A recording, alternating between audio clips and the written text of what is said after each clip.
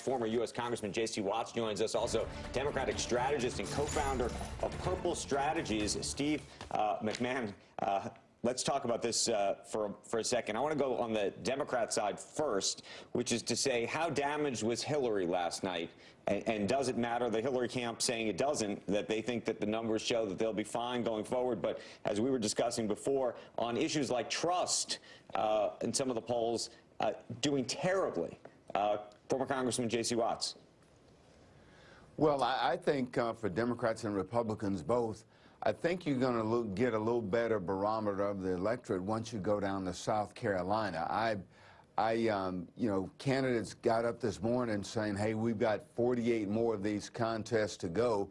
We've just gone through 2. So we've seen Hillary win 1, we've seen Bernie win 1, we've seen Donald win 1, we've seen Ted win 1. So there's 48 more of these to go. And I think South Carolina, I'm not really shaken on either side by what happened last night. But I think you're going to see a little more of a better stability in the electorate in terms of these candidates and their popularity and how they might do. I think you'll get a better judge of that down in South Carolina. Steve? I mean, you see this. I'm looking at these trust numbers.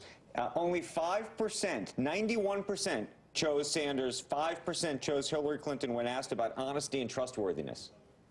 Yeah, no, there's no question. You know, Secretary Clinton's campaign is in a different position today than it was yesterday or the day before, and New Hampshire is the reason for that. Turnout in New Hampshire was at record levels. She lost not only young voters, she lost women voters, which is something that surprised many experts. The independents and first-time voters who came out and voted overwhelmingly for Bernie Sanders. And, you know, what happens on the Democratic side, at least, is once the voting starts, the presidential campaigns are usually about, you know, energy, enthusiasm, and momentum. And right now, most of that is on Bernie Sanders' side. The Democrats now go not to South Carolina, but to Nevada, which is a caucus state. And both campaigns have been stealing for Nevada for some time. It's a more diverse state, as Congressman Watts points out, just like South Carolina is. And it's a much friendlier state for Hillary in terms of the demographic profile of the state. But there's no question that Bernie Sanders has momentum and that the firewall for the Clinton campaign in New Hampshire, Nevada, and elsewhere, you know, is something they set up, and hopefully, or they're hoping today that it holds. J.C., on the Republican side, is Jeb Bush have a chance? Does this do anything for him at this point? Well, I still think he has a chance because I think he's got the resources to give himself a little bit of runway.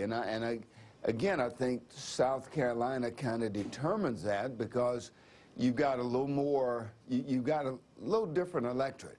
You've got evangelical populists down in South Carolina. You've got more of a secular populist probably in New Hampshire. So Donald Trump, I think, probably finds it a little more difficult in a place like South Carolina where Jeb and Kasich and Cruz and Rubio, those 4 guys, would find it a little more comforting down in South Carolina, if you will. So I don't think it's over for Jeb, but I think he's definitely going to have to, you know, ramp it up a bit going forward in the next couple of primaries. Are we all in agreement, by the way, that Chris Christie is officially, I mean, he hasn't officially yet, but that Christie's out, that Carson's out?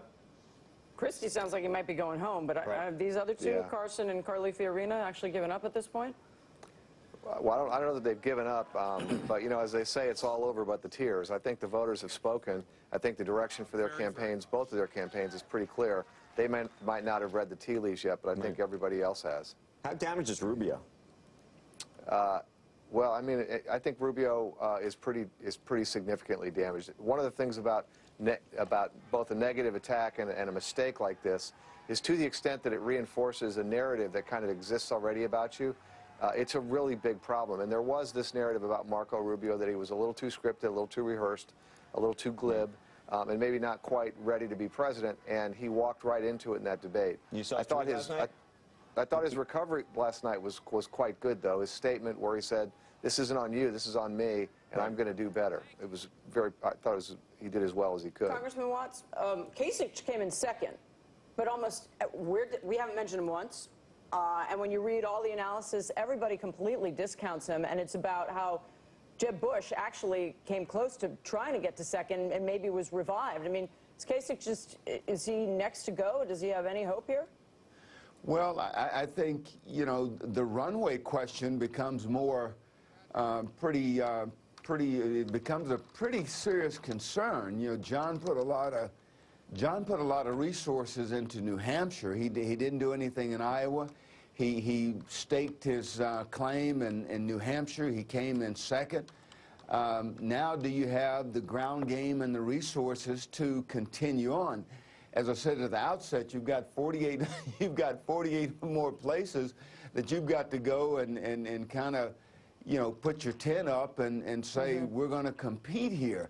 And there's a lot of candidates that Carson probably has the resources, but I think it's probably over for him. Carly's got to take a serious look. Christie's got to take a serious look. Kasich came in second, but does he have the resources to continue on?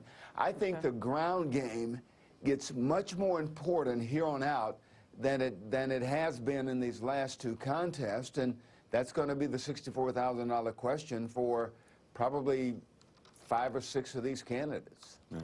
Okay. We're going to thank both of you for the conversation. We appreciate it. We will see what happens, and I'm sure we'll continue to be talking to both of you throughout, well, the next couple of months at this rate.